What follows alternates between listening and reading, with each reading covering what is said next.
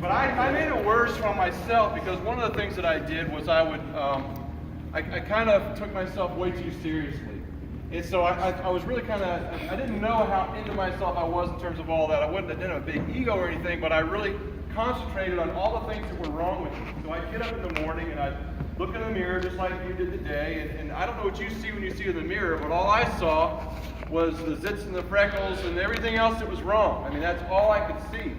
And all the things that were wrong with me, I look in the mirror and see this beanpole kid with his ribs sticking out and thinking, you know, who could like this? And it was a rough way to grow up. I had a great family, I had everything else going for me. But I still had all this stuff wrong inside my head more than anything else.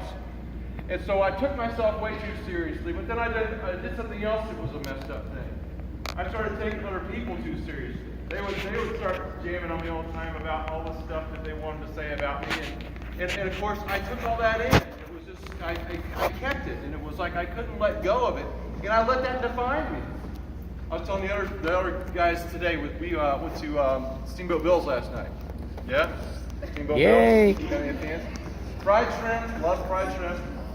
Anytime you go and you have a meal somewhere, you eat anytime, you digest things. And that's what I was doing. I was digesting all that stuff that people were giving me as if it were a meal, and it was becoming a part of me. And it was a huge mistake. And it took me forever to not do this. And what I began to discover was that sometimes we don't really get to define our crowd around us entirely. You had zero choice in terms of who's going to be in your classroom, did you? Did you say, I'm only going to be in the classroom if this person's going to be in this classroom? You don't get that choice. You don't get to define who's going to be in your space around you.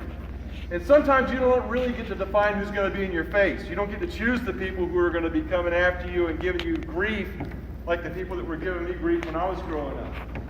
But you do get to define who's going to be in your head. They can be in your space and they can be in your face, but they do not have to own you and they do not have to be in your head. They do not have to control what you think about yourself or what you think about anything else.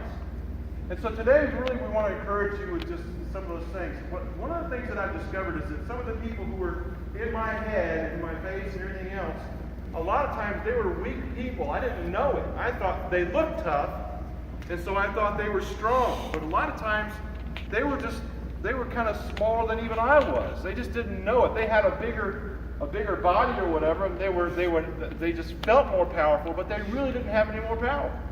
They just kind of thought of themselves differently, and a lot of times they were dealing with stuff and they had nobody else to take it out on, so they just got the weakest kid that they could pick on, and they went after that kid.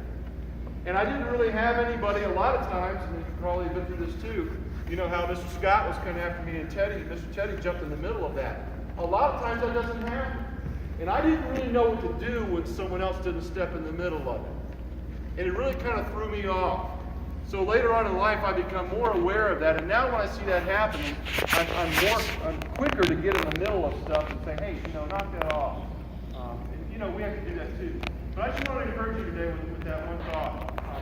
You can't really always define who's going to be in your space, and you don't really get to choose who's going to be in your face, but you can define who's going to get in your head. Let me go ahead and turn it over. I'm going to give Mr. Scott now and let him run with it.